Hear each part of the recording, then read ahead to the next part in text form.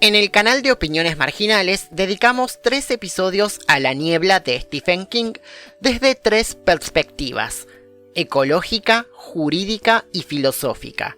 Sin embargo, en este cuarto y último episodio quiero centrarme en el material textual para hablar de teoría y crítica literaria.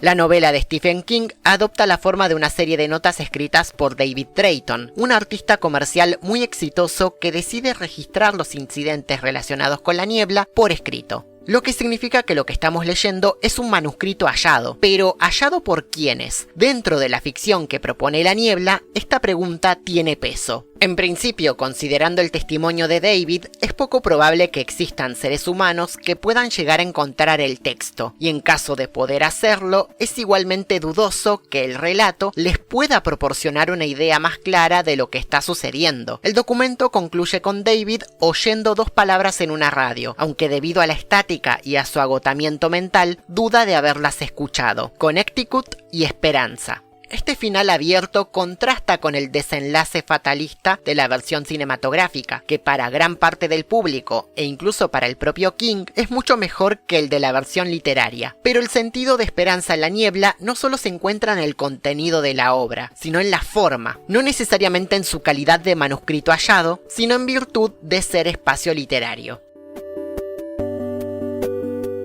Antes de continuar con el argumento, es necesario subrayar un aspecto fundamental de las criaturas de la niebla: no se guían ni por la vista ni por la audición. Estaba claro que los seres que poblaban la niebla se regían básicamente por el olfato. La vista no les hubiera servido casi de nada, el oído algo más, pero, como ya he dicho, la niebla deforma curiosamente la acústica, de modo que sonidos distantes se antojaban cercanos, y en ocasiones ocurría a la inversa. Los seres que poblaban la niebla recurrían a su instinto más certero: les guiaba el olfato. Históricamente, la visión es el sentido más privilegiado por los seres humanos, a tal punto que, a excepción de la música, nuestras experiencias culturales son fundamentalmente visuales más que auditivas o táctiles. Desprovistos de la certeza de la imagen y del sonido, el Homo sapiens se encuentra en desventaja evolutiva frente a seres que no necesitan ojos ni oídos para subsistir. Pero además, hasta donde sabemos, las criaturas carecen de conciencia o razón, ni la necesitan para alimentarse o reproducirse.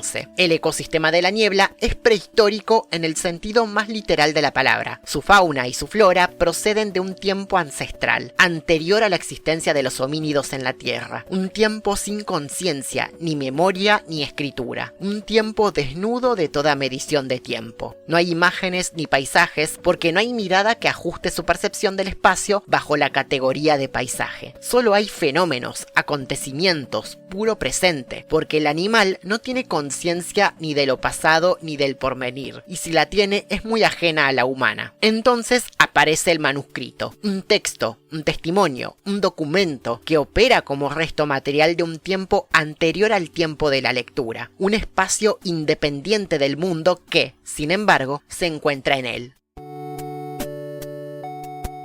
Escribir es entregarse a la fascinación de la ausencia de tiempo.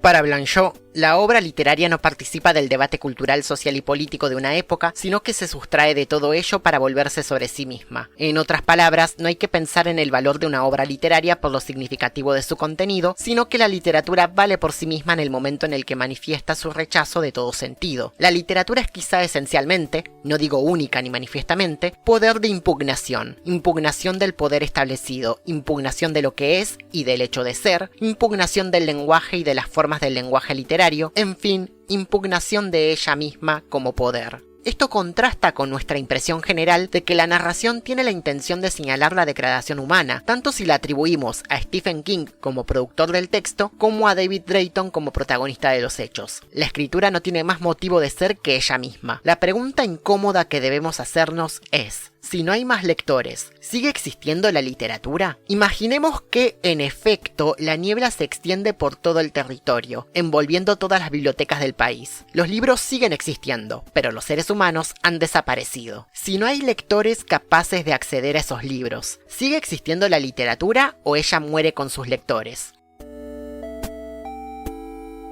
La propuesta de Blanchot se opone a la consigna de que todo arte es político. Es decir, la obra de arte no es más política por representar la realidad social, sino por hacer de la escritura una política del rechazo, por prolongarse más allá del poder, la historia y la ley. La literatura se resiste a ser sometida por sentidos externos. El manuscrito hallado, al no ser hallable para ningún superviviente, está libre de toda interpretación humana. Incluso podemos afirmar que la literatura existe con independencia del ser humano. Esta afirmación polémica es la esperanza secreta de la niebla, no la posibilidad de trascendencia de la palabra, sino su afirmación como objeto separado del mundo. Blanchot pensaba el poder de impugnación en el sentido de la forma literaria más que en el soporte físico o en el objeto libro en sí. Para Blanchot, el arte no es algo que tiene una esencia diferente a la política o a lo social. El arte se define no por lo que incorpora, sino por lo que rechaza, por lo que no es, por lo que no acepta. En La niebla, Drayton empieza a escribir después de haber rechazado la posibilidad de permanecer en el mercado, la última institución estable de la humanidad. La llegada de la niebla destruye previamente los lazos de la comunidad con las demás instituciones, gobierno, ejército, religión, etc. La literatura surge fuera de estas instituciones y se aleja de ellas cada vez más, sin preocuparse por legitimarlas o criticarlas. En última instancia, perpetúa su distanciamiento del exterior. El arte es político por su capacidad de rechazar la política, no por representar una realidad política. Aunque parezca contradictorio, la idea de Blanchot tiene sentido. La obra literaria tiene una sinergia propia, una autonomía, un principio de funcionamiento interno, que no depende del mundo, sino de su relación negativa con el autor. El escritor escribe un libro, pero el libro todavía no es la obra. La obra solo es obra cuando, gracias a ella, la palabra ser se pronuncia la violencia de un comienzo que le es propio. El escritor pertenece a la obra, pero a él solo le pertenece un libro, un mudo montón de palabras estériles, lo más insignificante del mundo. La obra se completa, según Blanchot, cuando muere el autor, pero La niebla deja en suspenso, dentro del marco de la ficción, la muerte de David.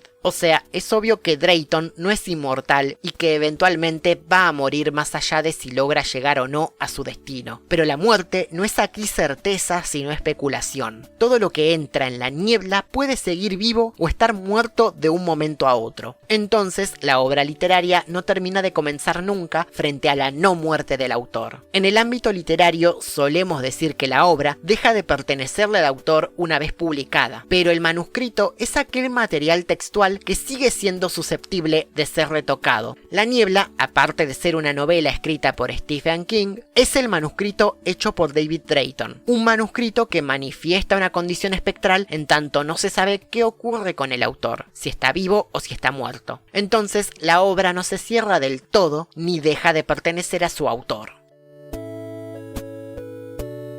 Habrá poesía después del terror. En el marco de nuestro análisis podemos reformular esta frase. Solo habrá poesía después del terror. Lo único que sobrevivirá a la destrucción del universo es la literatura, porque la literatura se fue alejando de todas las instituciones antes de que fuesen completamente destruidas o corrompidas. Toda la trama de La niebla consiste en alejarse del mercado para luego hacer uso verdadero de la palabra, un uso impráctico e inútil de la palabra, una supervivencia sin garantías de continuidad. Parece paradójico que un autor bestseller como Stephen King escriba una historia donde el protagonista empieza a narrar una tragedia cósmica alejándose del mercado que alguna vez le brindó amparo en momentos de crisis. Leer La niebla en estas coordenadas nos brinda una interpretación alternativa acerca de la relación entre el artista, el mercado y la crisis social. ¿Tiene sentido seguir escribiendo en el fin del mundo? La respuesta puede ser un sí, aunque sea uno que no contemple el bienestar humano como fin último, sino el eterno retorno de una literatura libre de nosotros sobre sí misma.